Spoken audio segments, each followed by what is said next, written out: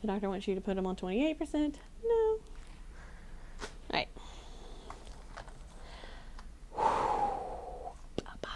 Non-rebreather, partial rebreather, they are very close to the same thing. And if you look at this device, this side, you'll see it's a mask, just like your simple mask, with the little small entrainment holes.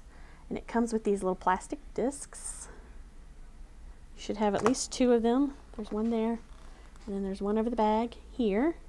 So they're called 3-in-1s.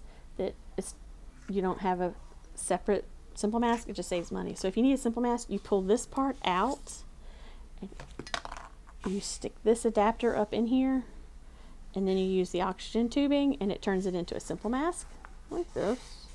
I'm not going to do that because I'm getting ready to show you actual non-rebreather.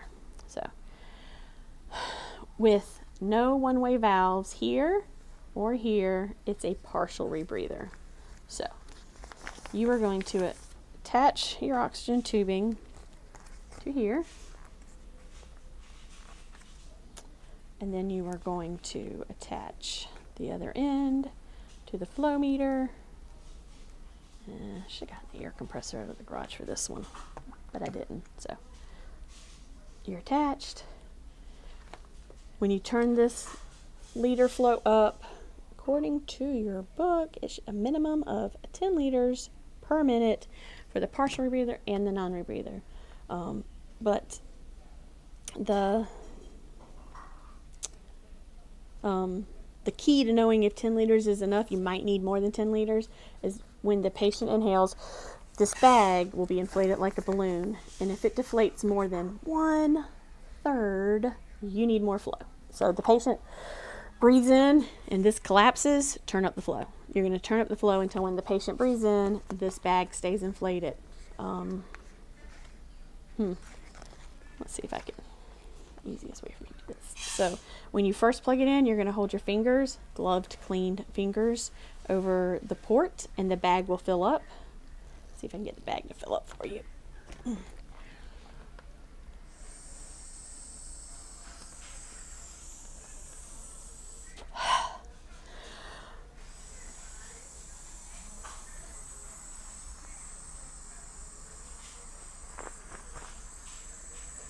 So it'll blow up with the oxygen that you have, 100% oxygen that you have flowing to it from the flow meter.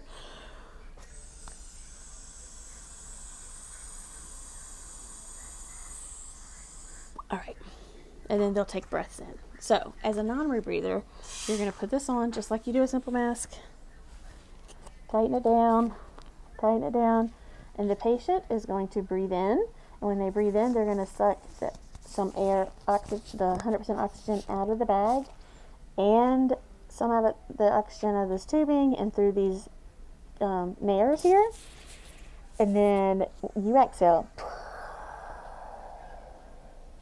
When you exhale, because there's no one-way valve on this part here, when you exhale, part of your breath goes into this bag as it's being filled. And that's why it's a partial rebreather, because a partial part of your exhalation goes in here, and your exhalation breath, that last part that you exhale, is what? Low oxygen, high CO2. Alright, so low oxygen, high CO2 into part of the bag, but 100% oxygen is going in to help flush it out, and then you're rebreathing that. So, partial rebreather. All right, partial rebreather gives 40 to 70% FiO2. It's a variable device. The advantages to this is the same as the simple mask, except for it has a slightly higher FiO2. Simple mask stops at 50%. This one stops at 70%. So if you just need to give more oxygen, but you don't want to get into any of the bigger devices or more precise Venturi devices, then you would use this. The partial rebreather and the non-rebreather are typically used in emergency situations, which I'll talk about when I get done with the non-rebreather. All right, so non-rebreather, you're going to add one plastic disc to the port with the knob on it. They used to come, so the non-rebreather gives up to about 80% FiO2, but you were going to hear doctors and other people in the hospital say it's 100% oxygen. And that's because before we were safety conscious, there were 3 discs, one here and one on each port. And so if for some reason the oxygen failed and the patient was not aware enough to take it off, they would be rebreathing all of their CO2 because the ports close and you're just breathing in what's in the bag in this area. So if you had one here and here, it would be a total rebreather, or not. It would be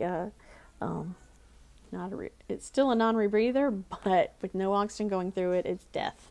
So they stopped putting the knob on here, so you can't do that.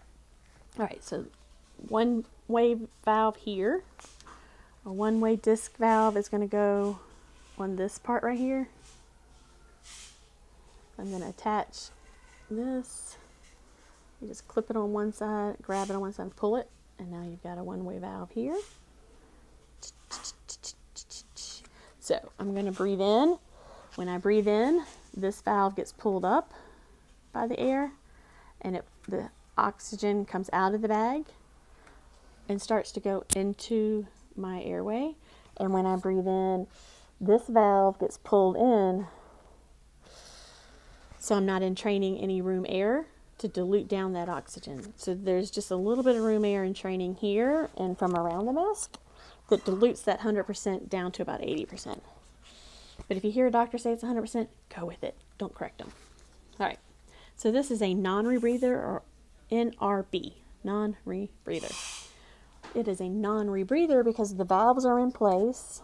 So when I inhale, I'm getting just the 100% oxygen with a little room air. When I exhale, this valve is pushed shut, so no of my exhaled air goes into this area.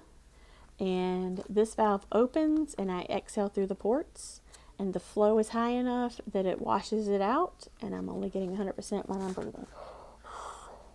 All right. If this bag collapses more than a third, you need more flow.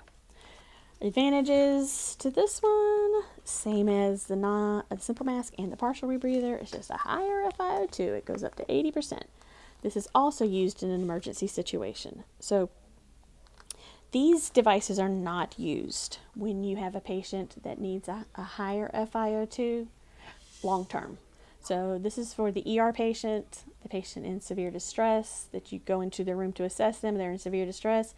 You're going to put on whatever device they have there at the bedside to help with the oxygen distress they're having, and then get a non-rebreather to put on them to maximize them getting as close to 100% as possible while you figure out what's wrong.